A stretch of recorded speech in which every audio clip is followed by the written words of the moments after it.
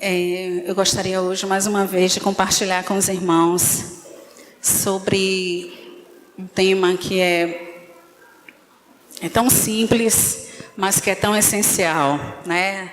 Na vida do cristão, a oração é a prática, uma das práticas espirituais mais importantes, porque sem oração nós não temos vida espiritual, né? Se somos seres espirituais hoje, se temos uma vida espiritual, se fomos chamados para Deus, é impossível que não mantenhamos uma vida de oração. Ainda que seja num nível ainda pequeno, mas não vivemos sem comunhão com o nosso Deus. Amém? E a oração nada mais é do que comunhão com o nosso Deus. Como falamos no domingo anterior, já compartilhei com os irmãos, falamos sobre orar em todo o tempo, baseado no texto de Efésios 6.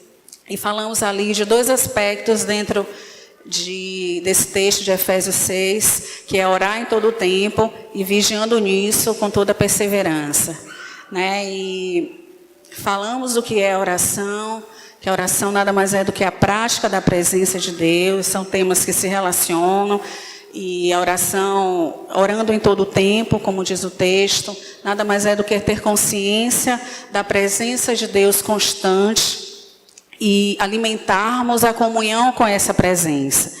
Né? Orar em todo o tempo, como falamos, não é nos trancar num quarto e lá passarmos o dia inteiro e esquecer de todas as outras atividades que existem, ou passar o tempo inteiro com a nossa mente completamente ligada em Deus, porque dessa maneira não nos concentraríamos em tantas outras atividades que temos. Mas orar em todo o tempo é ter essa consciência da presença, estar online com Deus, interligado com o Senhor, na comunhão com Ele diária. Amém?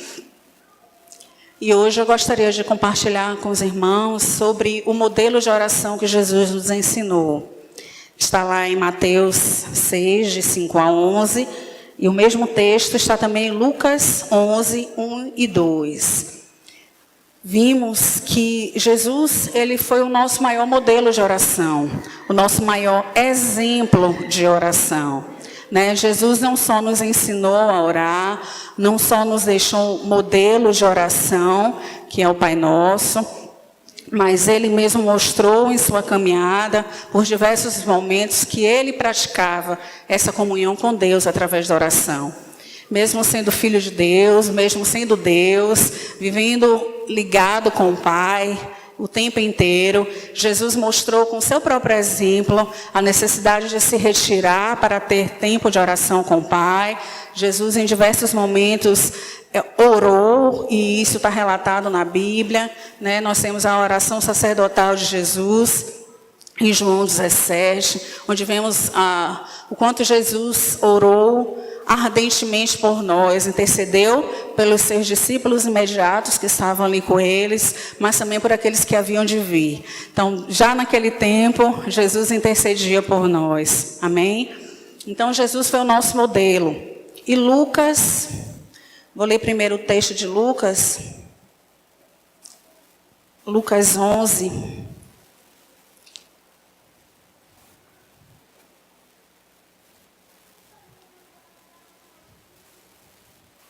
Aqui. O 1 e o 2 diz assim: E aconteceu que, estando ele a orar num certo lugar, quando acabou, lhe disse um dos seus discípulos: Jesus, ensina-nos a orar, como também João ensinou aos seus discípulos. Então, nesse texto, a gente vê que os próprios discípulos reconheceram que não sabiam orar.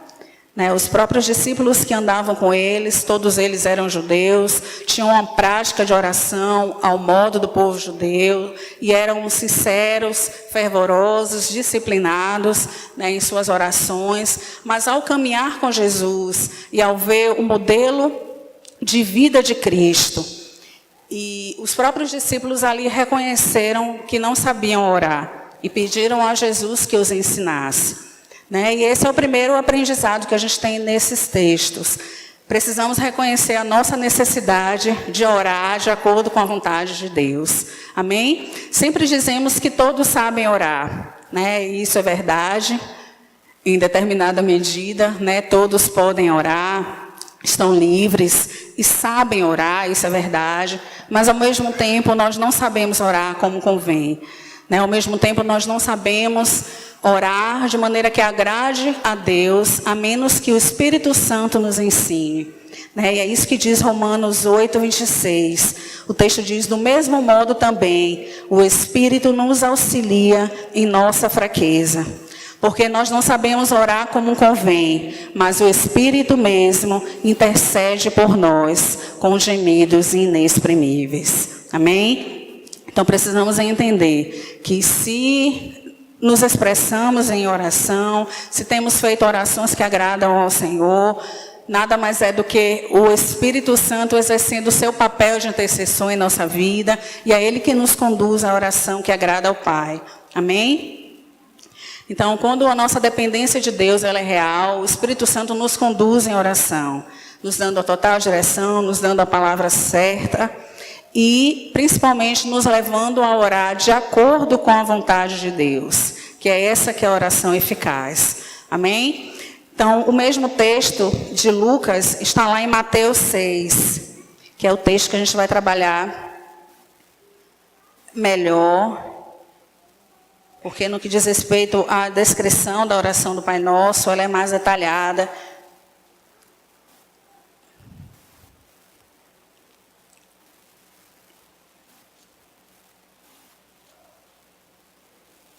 Mateus 6, a partir do verso 5, diz assim: e quando orares, não sejas como os hipócritas, pois se comprazem em orar em pé nas sinagogas e às esquinas das ruas, para serem vistos pelos homens. Em verdade vos digo que já receberam o seu galardão. Mas tu, quando orares, entra no teu aposento, e fechando a tua porta, ora a teu Pai, que vê o que está oculto. E o teu Pai, que vê o que está em oculto, te recompensará. E orando, não useis de vã repetições, como gentios, que pensam que por muito falarem serão ouvidos. Não vos assemelheis, pois, a eles, porque vosso Pai sabe o que vos é necessário antes de vós lhe pedirdes. Portanto, vós orareis assim: Pai nosso que estás nos céus, santificado seja o teu nome. Venha o teu reino, seja feita a tua vontade, tanto na terra como no céu. O pão nosso de cada dia dá-nos hoje. Perdoa-nos as nossas dívidas, assim como nós perdoamos aos nossos devedores. E não nos deixes cair em tentação, mas livra-nos do mal, porque teu é o reino, e o poder e a glória para sempre. Amém. Porque, se perdoardes aos homens as suas ofensas, também vosso Pai Celestial vos perdoará a vós. Se, porém, não perdoardes aos homens as suas ofensas, também vosso Pai vos não perdoará as vossas ofensas. Amém? Então, nesse texto, Jesus nos deu um modelo de oração, não necessariamente para que esse modelo fosse repetido, né, literalmente, que o Pai Nosso fosse usado como oração a ser repetida todas as vezes que nos direcionarmos a Deus. Eu entendo que não foi esse o propósito do Senhor, até porque a gente não vê na sequência, nem numa passagem bíblica seguinte, nem no livro de Atos, nem nas cartas dos apóstolos, a gente não vê essa oração sendo repetida, como algumas orações, inclusive, eram costumeiramente repetidas pelos judeus. A gente sabe de algumas orações, mas eu acredito que o objetivo de Jesus, ao nos dar a oração do Pai Nosso, era nos instruir naquilo que era importante ser citado ou fazer parte da nossa oração diária. Então, na verdade, o Pai Nosso, ele traz princípios, ele traz pontos importantes que devem ser observados e contemplados em nossa oração. Não que também não possamos orar literalmente o Pai Nosso, e é uma bênção fazermos isso, é uma forma, inclusive, de catequese, de recordarmos o que o Cristo nos ensinou, e é bênção quando oramos e cantamos e declaramos juntos ou sozinhos o Pai Nosso, mas não foi o objetivo do Senhor que isso fosse tomado como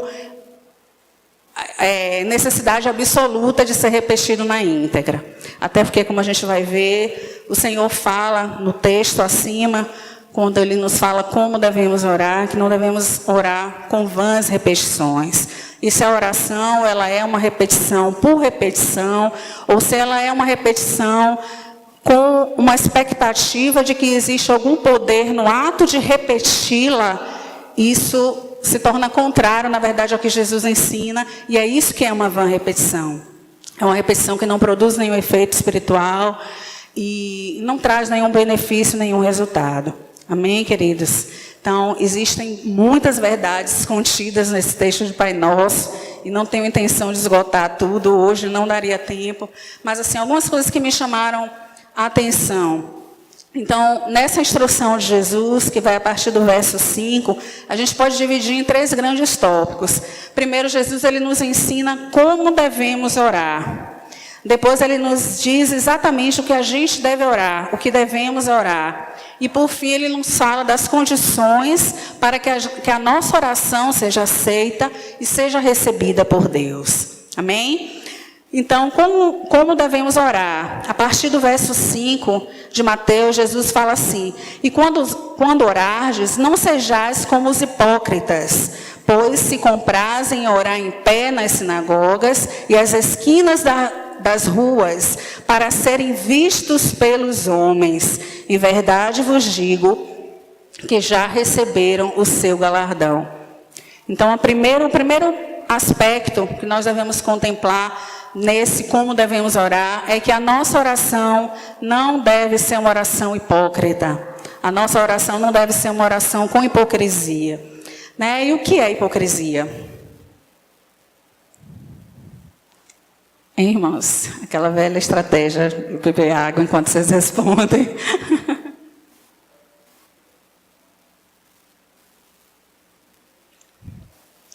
Qual é a ideia que a gente tem do que é hipocrisia?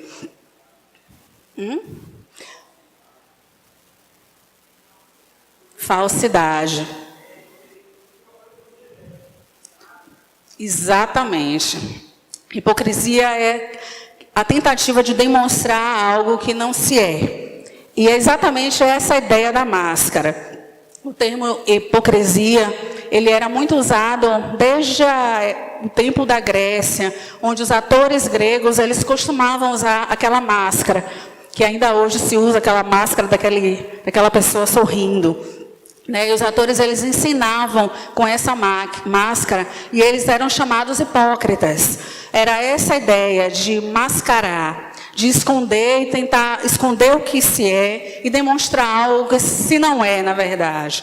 Né? E trazendo para a questão da oração, os fariseus, que eram os chamados hipócritas, eram os hipócritas reconhecidos daquela época, Jesus mesmo fala aqui que nas sinagogas eles tinham prazer de orar em pé. Né? Tinham-se o costume de fazer as reuniões nas sinagogas e todos permaneciam sentados, as orações eram feitas sentados, os cultos eram conduzidos todos sentados. E no momento que era pedido ao fariseu que ele orasse, eles tinham todo aquele prazer de levantar e orar de pé, e orar em voz alta, e isso chamava para si a atenção. Né? E nas praças também os judeus tinham o hábito de orar, onde eles estivessem, fosse o momento da oração, eles tomavam a postura de oração e levantavam as mãos e oravam. E os fariseus, eles tinham o prazer de fazer isso em alta voz, bradando nas praças, para justamente passar aquela impressão de que eles eram mais espirituais, de que eles tinham comunhão com Deus e que eles viviam aquela prática de oração daquela forma, naquela eloquência toda. Então, a oração hipócrita é aquela oração que ela é mais direcionada aos homens do que a Deus. Ela tem mais a intenção de promover quem está orando do que de agradar o Senhor e alcançar o coração do Senhor. E a gente precisa vigiar nisso, porque é uma tendência natural do homem de expor-se, de autopromover-se. A nossa natureza carnal, ela tem essa tendência. E a oração sem hipocrisia é uma oração que visa falar o que agrada a Deus e não o que agrada ao homem. Chamar a atenção de Deus e não chamar a atenção do homem. Então, a nossa oração, ela antes de tudo tem que ser uma oração sem hipocrisia. Amém? Então, a outra característica da oração, que está em Mateus 6, Jesus fala mais adiante, no verso 7, orando, não useis de vãs repetições, como gentios, que pensam que, por muito falarem, serão ouvidos. Então, uma outra característica da oração que Jesus nos ensinou, são orações sem vãs repetições. E aqui, então, nós falamos de orações repetidas, de orações sem sentido, de oração que não é feita com reflexão, não é feita com entendimento, não é feita com compreensão daquilo que se está orando. E algumas religiões pagãs, na época, tinham muito esse hábito e até hoje, inclusive, de repetição. Até hoje a gente vê que muitas religiões orientais usam o hábito do mantra, que são a repetição de frases, e eles acreditam que no muito repetir tais frases, existe um poder naquelas frases. E isso é a vã repetição, e isso é o perigo de, como eu falei na outra vez, a gente usar a oração como um amuleto, o orar acreditando que o poder está no ato de repetir palavras, quando na verdade o poder está no Deus que faz acontecer, amém? No Deus que responde às orações. Então nós não devemos agir da mesma maneira, acreditando como alguns, os católicos também têm essa prática de crerem que repetindo tantas vezes o Pai Nosso, ou repetindo tantas vezes a Ave Maria, ou qualquer que seja a repetição, que existe algum poder purificador nisso, que existe alguma penitência nisso. E o próprio Cristo nos diz claramente que essas orações com vãs repetições não alcançam o coração de Deus, porque não é pelo muito falar que nós seremos ouvidos, amém? Até porque Deus já conhece cada uma das nossas necessidades. Como nós falamos, a necessidade que nós temos de orar não é para fazer Deus conhecer as nossas necessidades, porque Ele já as conhece, como fala o texto, como Cristo falou. Na verdade, o ato de apresentar a Deus as nossas necessidades é uma confissão da nossa dependência total dEle. É um reconhecimento de que só Deus pode suprir as nossas necessidades. Amém? E é uma maneira de mantermos a nossa comunhão constante com Ele. Amém? Então, um exemplo interessante dessa questão de vãs repetições, a gente vê no exemplo de Elias e os profetas de Baal. Quem lembra dessa passagem? Ela é bem interessante, porque Elias é um profeta assim, bem, sabe, bem um estilo bem dele mesmo. Em um desses confrontos, Elias ele desafiou os profetas de Baal. Eles estavam desafiando a Deus e Elias lançou para eles um desafio de que aquele que fosse Deus, de fato, mandaria fogo do céu que consumiria aquele holocausto. Eu lembro que ainda na minha adolescência eu fiz uma peça representando essa passagem bem interessante. E esse foi feito o desafio, que ao final do dia, quem mandasse fogo do céu seria de fato Deus. E os profetas de Baal, eles passaram o dia todo repetindo: responde Baal, responde Baal. E eles repetiam isso, né? E Elias chegou para ele e falou, gritem mais alto, porque talvez o Deus de vocês tenha saído para fazer alguma coisa, ou tenha ido no banheiro, ou esteja envolvido em alguma atividade e não está ouvindo. Né? E eles repetiam isso na intenção de chamar a atenção do seu Deus. E isso é ainda uma prática que acontece. Né? E Elias, no final do dia, Elias fez uma oração e uma vez apenas ele declarou, responde, ó Deus, para que todos saibam que Tu és Deus. E como todos já conhecem, naquele momento caiu fogo do céu, consumiu o holocausto, e o nome do Senhor foi glorificado. Amém? Porque não é pelo muito repetir, é pelo poder que há no Deus de suprir, de responder às nossas necessidades. Amém? Então, uma outra coisa que a gente deve entender que essas vãs repetições é diferente de perseverar em oração.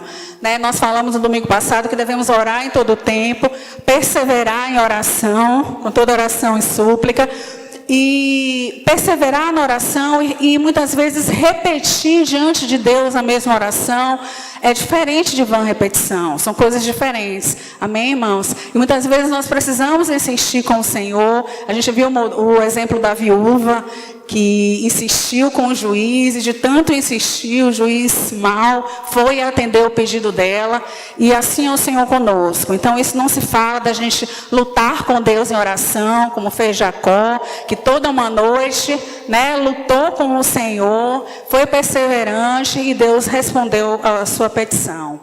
Amém? Então, o outro ponto, nós vemos aqui então, como devemos orar. Orar sem vã repetição, amém? E o primeiro ponto é orar sem hipocrisia. E nessa questão de orar sem hipocrisia, Jesus, ele aborda uma questão importante, que é sobre o lugar secreto.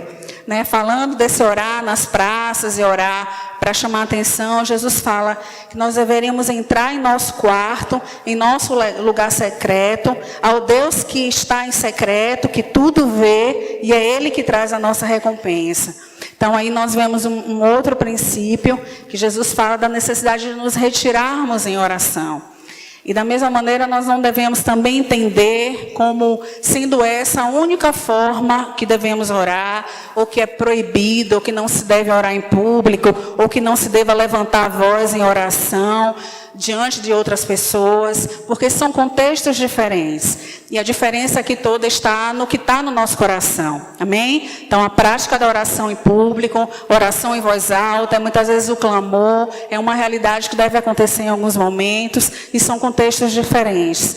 Mas aqui a gente vê Jesus chamando a atenção para a necessidade da gente ter uma vida secreta de oração, que é o lugar onde o homem não vê, é o lugar onde não existe recompensa humana por isso, é o lugar onde só Deus é a nossa recompensa, amém? O lugar secreto é um lugar que de fato a nossa oração só tem que chamar a atenção de uma única pessoa, que é o próprio Deus. E é essa oração em secreto que a gente precisa cultivar muito mais e entender que dessa oração, desse tempo com Deus, em nosso devocional pessoal, isso precisa se estender também por todo o nosso dia, porque nós temos a necessidade de orar em todo o tempo, com toda oração e súplica no Espírito. Amém, queridos? Amém? Então, em Mateus 6, a partir do verso 9, a gente vê o outro ponto, que é Jesus nos dizendo o que nós devemos orar. Diz assim, portanto, vós orareis assim, Pai nosso que estás nos céus, santificado seja o teu nome. Então aqui somente nesse versículo a gente já vê algumas verdades. A primeira delas é Jesus se referindo a Deus como Pai. Então a primeira verdade que deve conter na nossa oração é o nosso reconhecimento de Deus como nosso Pai.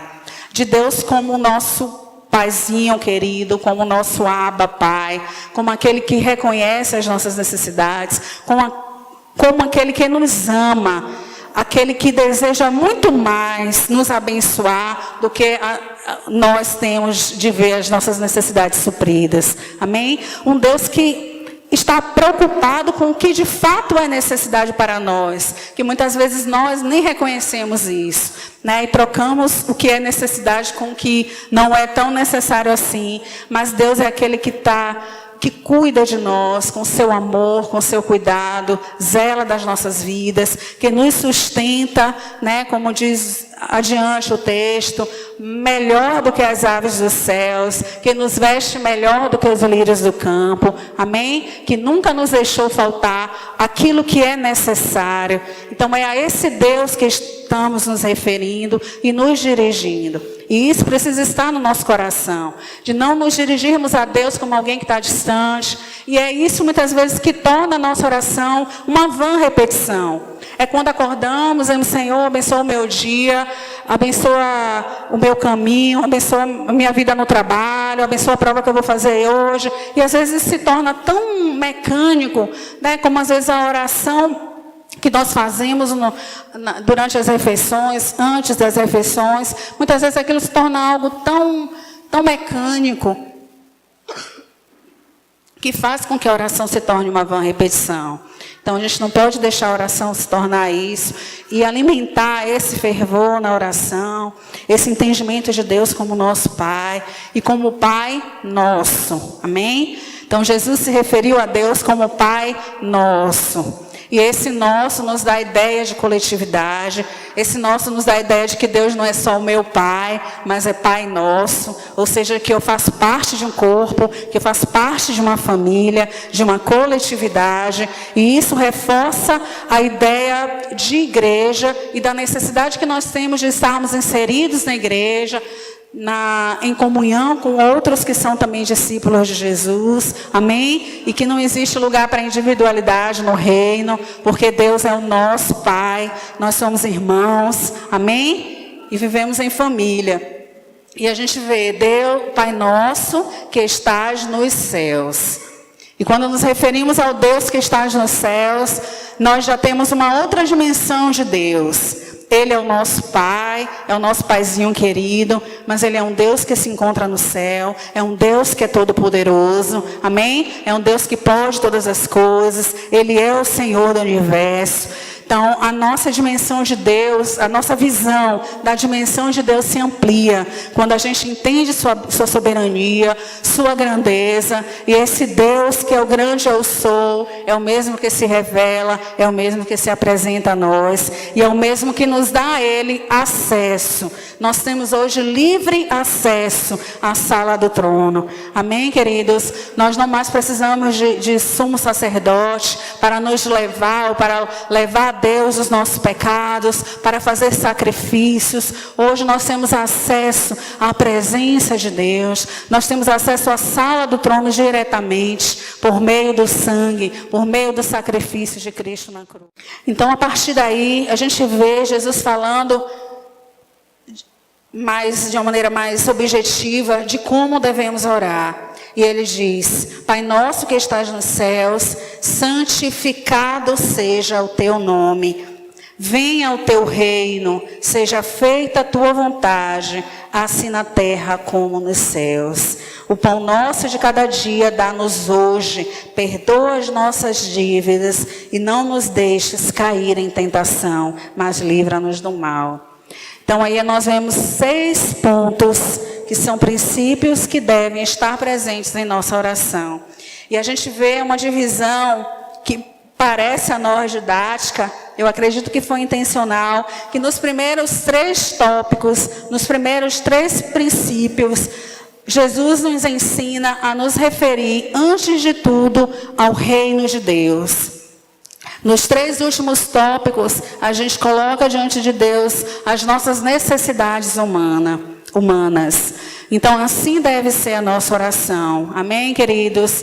Então, nós estamos muito acostumados com a oração de petição, que é aquela oração que a gente apresenta o que precisa a Deus, pede proteção a Deus, pede o suprimento, pede o livramento. Mas antes disso, ao nos dirigir a Deus em oração, a gente precisa, antes de tudo, vislumbrar o reino como prioridade. Como diz Mateus, no capítulo 6, mais adiante, buscar em primeiro lugar o reino de Deus e a sua justiça. E as outras coisas, que são as nossas necessidades, serão acrescentadas. Amém? Então, a primeira coisa que Jesus aborda, santificado seja o teu nome. E o que significa santificado seja o teu nome? Santificado seja o teu nome, significa, Senhor, glorificado seja o teu nome. O teu nome é santo, mas que o teu nome seja santificado em minha vida. Deus é santo, amém? Isso é fato, mas o nome dele precisa ser glorificado na minha vida. O nome do Senhor precisa ser glorificado na minha família, na minha caminhada, na minha vida pessoal, no meu dia a dia, no meu testemunho, onde quer que eu vá. O nome do Senhor precisa ser glorificado no meu trabalho, através da minha vida ali, na minha escola, onde quer que seja. Primeira coisa a gente a ser observada é pedir ao Senhor, é que o nome dele seja glorificado. E em seguida, venha o teu reino. E aqui nós vemos, a preocupação de Jesus continua sendo nos ensinar a visualizar e priorizar o reino de Deus. Então aqui, venha o teu reino, é o pedido que nós temos que fazer para que o Senhor expanda seu reino onde nós estamos. Amém? Venha o teu reino para que a obra do Senhor seja expandida, que a obra do Senhor cresça, que o reino de Deus, a sua justiça, seja estabelecida antes de tudo onde eu estou, na minha casa, na minha vida pessoal, na minha igreja. Amém? Então esse é o momento na oração em que a gente precisa pedir, orar, interceder também pela obra, pelas prioridades do reino, pela obra missionária, disponibilizando a nossa própria vida, a nossa família, os nossos filhos, para o trabalho do Senhor, para o reino do Senhor. Aí é o momento que a gente tem para interceder, para orar por aqueles que não são salvos também, e que o reino de Deus alcance e venha sobre esses que precisam de salvação. Amém? Então é uma preocupação muito mais com o que é celeste, do que é dos céus, do que o que é da terra. Então a nossa oração deve começar com isso, com a prioridade de glorificarmos o nome do Senhor, de exaltarmos, de entrarmos na presença de Deus em adoração, reconhecendo quem Ele é, né? A oração ela deve sempre começar agradecendo, adorando, exaltando ao Senhor, reconhecendo os atributos do Senhor, agradecendo a Deus por tudo que Ele nos tem dado, por tudo que Ele nos tem feito. Então é uma preocupação muito maior com o reino de Deus do que com a nossa própria vida. Amém? E isso muitas vezes não é a nossa prática, e a gente precisa aprender a desenvolver isso. E em seguida ele fala, seja feita a tua vontade, assim na terra como no céu. E para mim, eu acho que esse é um ponto talvez mais difícil da gente ver presente nas nossas orações e da gente se render na oração. É pedir ao Senhor que cumpra sua vontade.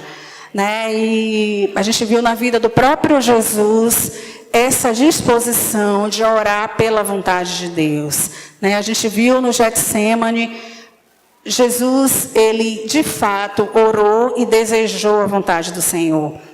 E dizer, seja feita a tua vontade, vai muito além do que apenas dizer, vai muito além do que apenas palavras, mas é uma atitude de rendição à vontade do Senhor.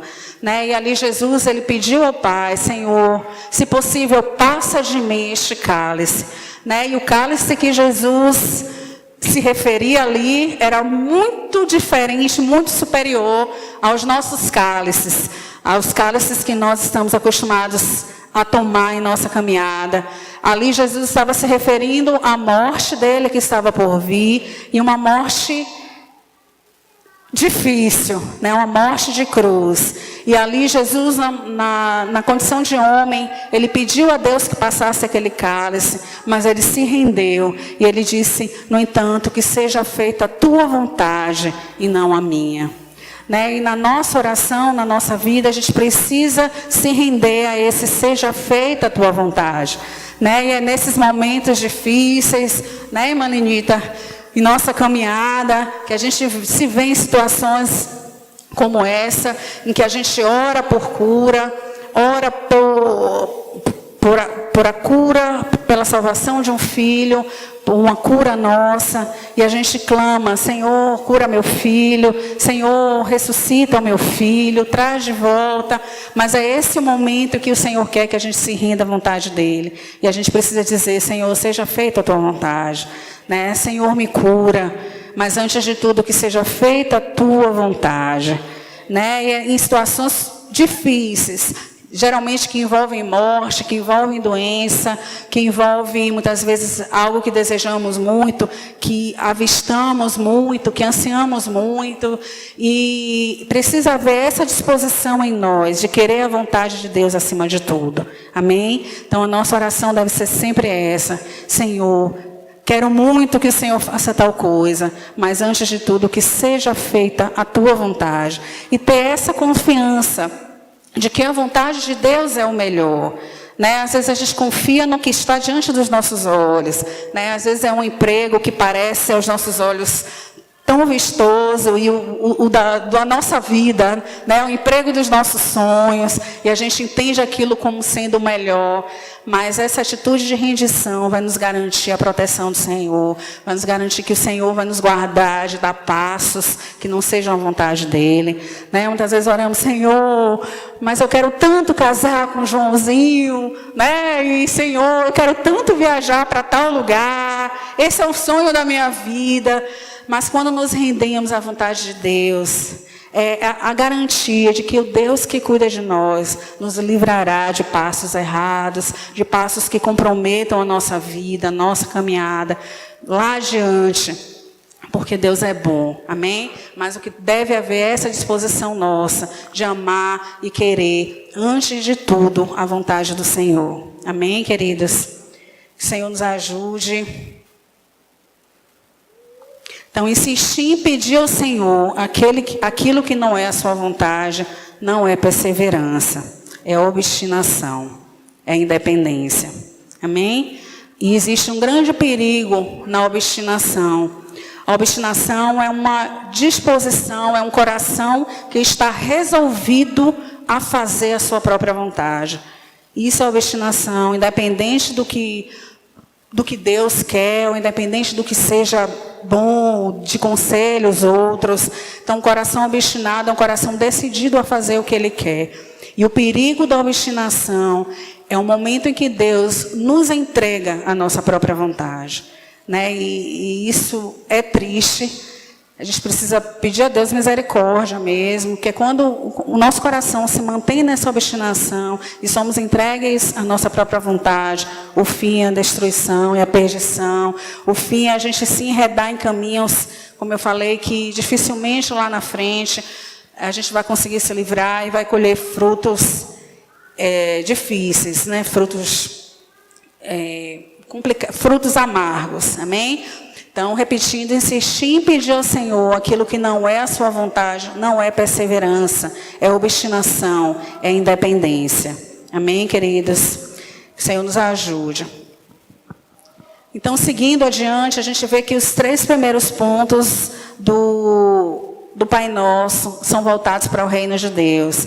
Aí, na sequência, Jesus nos leva, nos mostra a necessidade e o quanto é preciso, sim, o quanto é lícito a gente orar por nossa própria necessidade diante de Deus. Então, a gente vê na sequência a oração por provisão, quando ele diz: Pão nosso de cada dia nos dá hoje. E o texto fala de pão, né? E pão nos dá a ideia de quê? De alimento. E o pão como alimento, falando do pão, nos dá a ideia de quê? De alimento básico, exatamente. Então, nós temos a promessa de que o Senhor nos sustentará com aquilo que é necessário. O Senhor suprirá cada uma das nossas necessidades básicas. Essa é a promessa do Senhor para nós. Amém? Então, essa provisão não fala de tudo aquilo que eu quero, tudo que eu sonho e desejo. Não fala de uma ostentação nossa, ou daquilo que não é necessidade. Tudo aquilo que o Senhor nos acrescenta é bênção, vem pela graça do Senhor, é bênção em nossa vida, mas a promessa do Senhor é de provisão. Amém? Então, como Davi mesmo fala, ele diz: fui moço e agora sou velho, e nunca vi o justo padecer necessidade, nem a sua descendência mendigar o pão. Amém? Então, nós devemos sim orar por nossas necessidades, e orar e apresentar diante de Deus com oração e súplica, como diz a palavra. E isso é uma chave, inclusive, para vencer a nossa ansiedade.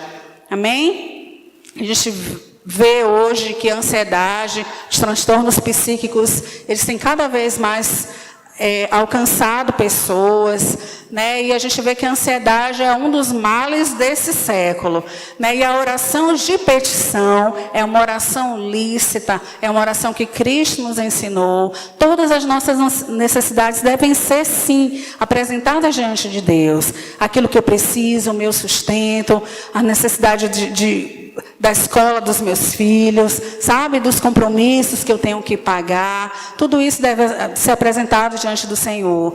E Filipenses 4, 6 e 7 diz assim: não andeis ansiosos por coisa alguma, antes as vossas petições sejam em tudo conhecidas diante de Deus, pela oração e súplica com ação de graças. Amém, queridos?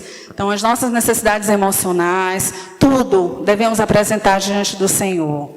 Em seguida, Jesus nos ensina a orar por perdão, né? E nesse momento, na oração, é a necessidade de nós confessarmos os nossos pecados diante do Senhor, né? Falamos também anteriormente sobre essa necessidade que temos de apresentar diante de Deus os nossos pecados, e a confissão de pecados leva ao arrependimento e vice-versa. O verdadeiro arrependimento nos leva a confessar pecados, e a gente precisa ter essa prática de confessar diante de Deus diariamente, né? E não há ninguém que não peque, né? Somos pecadores. O apóstolo Paulo diz que ele era o principal dos pecadores.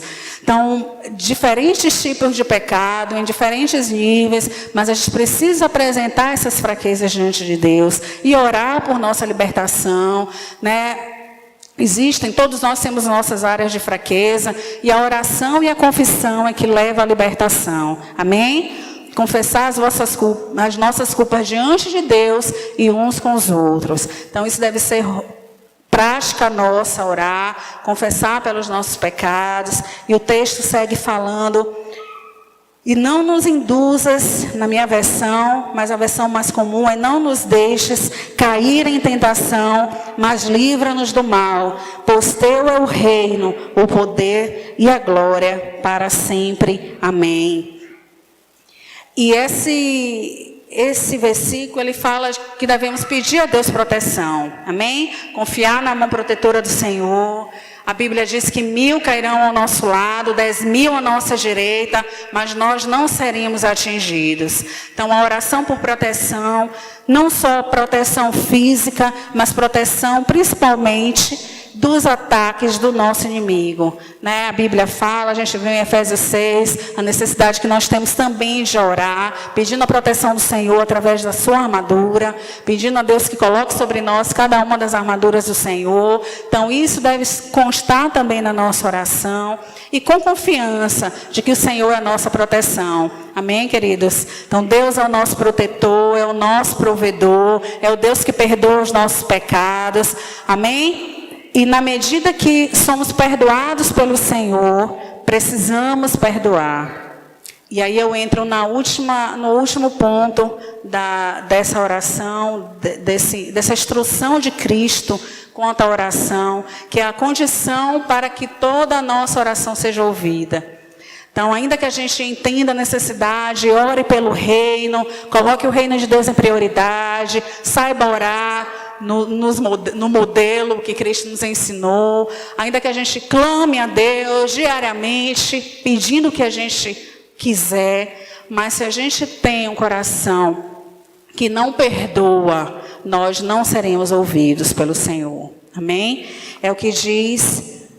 Por isso que eu pulei um pedacinho no verso 12, ele fala assim: perdoa-nos as nossas dívidas, assim como nós perdoamos aos nossos devedores.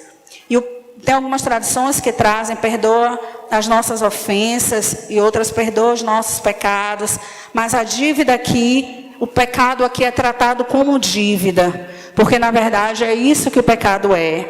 É uma dívida que nós não somos capazes de pagar. E orar por perdão é a gente reconhecer que nada que venhamos a fazer pode cobrir a culpa do nosso pecado. Que a única coisa que cobre o nosso pecado, a única coisa que aniquila a nossa dívida é o perdão da dívida. Nós não temos como pagar a dívida pelo nosso pecado. A única forma de a nossa dívida ser paga é ela sendo, na verdade, esquecida, é ela sendo perdoada. E é isso que o Senhor faz diariamente conosco. Então, isso nos leva a resgatar diariamente a consciência de que a cruz de Cristo é a solução para os nossos pecados. Somos salvos pela graça, né? Os nossos pecados foram apagados porque Cristo pagou o preço dos nossos pecados. Amém? E quem entende isso, quem um dia encontrou o amor de Deus, quem um dia teve os seus pecados perdoados pelo Senhor, não tem como não reconhecer a necessidade de perdoar outros. E é isso que Jesus fala, ele segue no verso 14. Porque se perdoardes aos homens as suas ofensas, também vosso Pai Celestial vos perdoará a vós. Se, porém, não perdoardes aos homens as suas ofensas, também vosso Pai não vos perdoará as vossas ofensas. Então, amém? Isso é uma coisa séria, irmãos. Quando a gente fala de não ter as nossas ofensas perdoadas, quando a gente fala de não ter o nosso pecado perdoado, a gente fala que não houve um novo nascimento.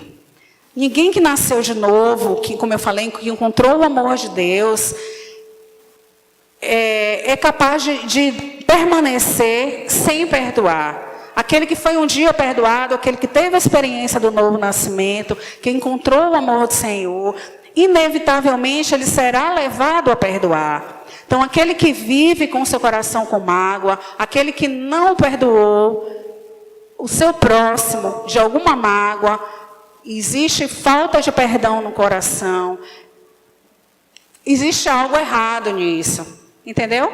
Existe algo que precisa ser corrigido, ou na minha relação com Deus, porque existe aí a questão, será que eu entendi o perdão de Deus? Será que eu me encontrei com o perdão do Senhor? Irmãos, perdão é uma decisão. Perdão não tem a ver com o que eu estou sentindo.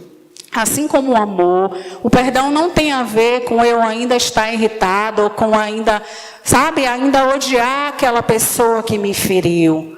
Perdão não é deixar de odiar instantaneamente. Perdão é a decisão de obedecer ao Senhor em perdoar. Não é o nosso coração que dita como serão as nossas decisões. Entendeu? Vocês estão conseguindo me entender? Então, não é o que eu estou sentindo que me diz se eu perdoei ou não perdoei, ou se eu devo perdoar ou não devo perdoar. Porque o perdão é uma ordenança do Senhor. Né? Cristo condicionou o perdão que nós recebemos de Deus. Né? Primeiro ele fala tudo o que precisamos pedir a Deus, nos dá um modelo, nos dá toda uma instrução. E ao final ele diz, se você não perdoar da maneira como você é perdoado, suas orações não chegarão ao trono do Pai. As nossas orações não serão ouvidas por Deus. Então, isso é sério. Né? A gente pensa, poxa, mas por que Jesus abordou? Ele está falando do tema oração. E ao final de tudo isso, ele fala sobre perdão. Eu acredito que isso é dada a dimensão da necessidade do perdão para nós, amém? Então não há como prosseguir, e às vezes existem pessoas que são prisioneiras da mágoa, existem pessoas que são prisioneiras da amargura, que causa a falta de perdão. Eu já fui por muito tempo, né? E hoje, em meu coração, eu ainda sinto consequências dessa falta de perdão, eu sinto consequências desse ato. Mas eu aprendi que eu não posso relacionar esses meus sentimentos ao fato de ter perdoado ou não. Amém? Eu resolvi perdoar, eu resolvi obedecer ao Senhor e perdoar. Meu coração que é enganoso, ainda está resistindo em outros caminhos, ainda sentem coisas diferentes, mas eu creio que o meu perdão não está relacionado ao que eu sinto. Amém? Eu decidi perdoar. Né? E a libertação vem quando a gente decide perdoar, ainda que a gente sinta mágoa em alguma proporção, mas existe libertação, a gente se libera e libera o outro que precisa, né, que nos feriu, que nos magoou e que também precisa de perdão. Amém? Então, que o Senhor nos ajude a obedecê-lo em tudo, irmãos. E lembre-se, enganoso é o nosso coração e a gente não pode segui-lo.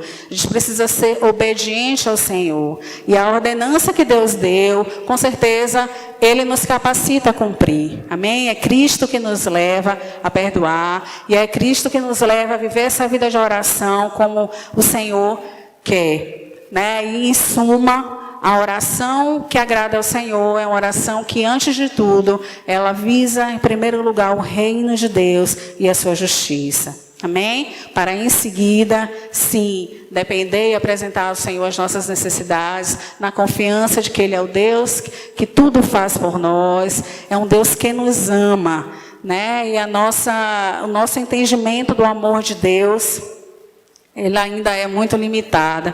Cada dia mais que a gente entende o amor de Deus, parece que ele cresce, e eu acredito que muito mais, né, como o Lucas pregou no domingo passado, que o quanto Deus nos ama, quando a gente tiver ideia dessa dimensão do amor de Deus por nós, nesse dia, então, a gente vai contemplar o tamanho do perdão dele por nós e vai ser tão fácil para nós perdoar os nossos ofensores. Amém? Mas que o Senhor nos leve nesse caminho, que eu sei que Deus, Ele é bondoso, paciente conosco e nos ensina cada dia. A gente precisa confiar que em nossa caminhada, cada dia que passa, nós crescemos com o Senhor. Amém? Se a gente olhar para trás, a gente vai ver o quanto em Cristo a gente tem crescido na graça, na misericórdia e dando passos em rumo àquilo que o Senhor quer, a estatura de varão perfeito, né? A Cristo sendo formado em nós verdadeiramente. Amém? Deus abençoe.